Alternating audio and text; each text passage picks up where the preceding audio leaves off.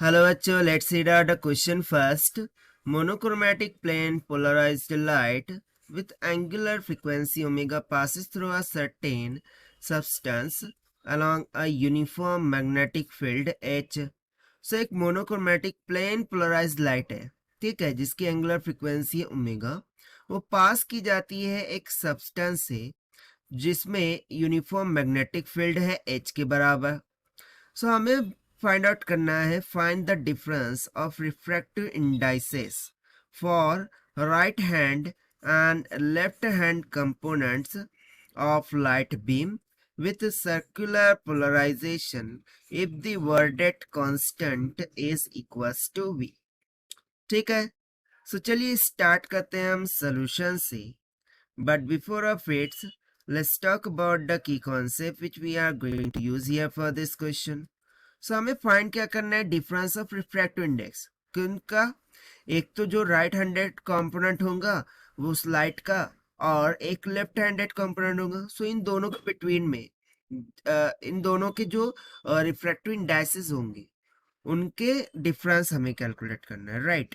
सो यहाँ पर हमें डायरेक्ट फॉर्मूला पता है कि जो डिफरेंस इन रिफ्रैक्टिव इंडेक्सेस होते हैं, रिफ्रैक्टिव इंडाइसेस, ठीक है ना, रिफ्रैक्टिव इंडाइसेस होंगे, उसे हम डिनोट करते हैं डेल्टा एन से, and that is equals to alpha times lambda by pi के इक्वल होता है।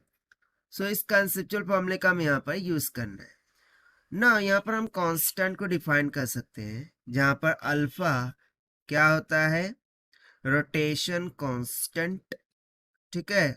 ये क्या होता है, रोटेशन कांस्टेंट होता है, और साथ साथ लैम्डा तो हमें पता है वेवलेंथ ऑफ लाइट होती है। सो स्टार्ट करते हैं हम यहाँ से। तो सबसे पहले तो मैं यहाँ पर क्या लिखूंगा कि जो डिफरेंस इन रिफ्रैक्टिव इंडाइसेस है डेल्टा एन, वो किसके इक्वल है, alpha times of lambda by pi के equal. But if you remember lambda का मान तो सी बाय न्यू होता है, जहां पर nu frequency of the light होती है, c speed of light in vacuum होती है। सो यदि मैं यहाँ पर सब्स्टिट्यूट करूँ, so delta n will be equals to alpha times of c by nu by pi हो जाएगा। So delta n will be equals to alpha C by pi into nu. ना ऊपर नीचे हम 2 से मल्टीप्लाई करेंगे, सो ये हो जाएगा 2 alpha C by 2 pi nu. Not 2 pi nu किसके इक्वल होता है, ओमेगा, जो कि एंगुलर फ्रीक्वेंसी होती है।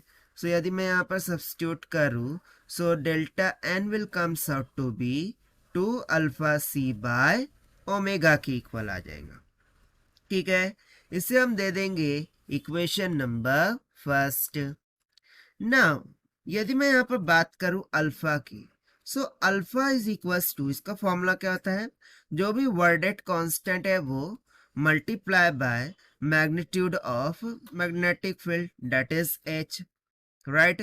सो यहाँ से हम delta n is equals to क्या बोल सकते हैं, this will be equals to, यदि मैं इसको यहाँ सब्स्टिट्यूट करूँ, सो ये हो जाएगा 2 इंटू अल्फा का मान v into H into C divided by omega के इक्वल हो जाएगा। अब देखिए यही हो जाएगा हमारा आंसर फॉर दिस क्वेश्चन, जो कि हमने सॉल्व किया है by using the conceptual formula of difference in refractive indices से। So this is the required solution. I hope you understood well. Best of luck. Thank you.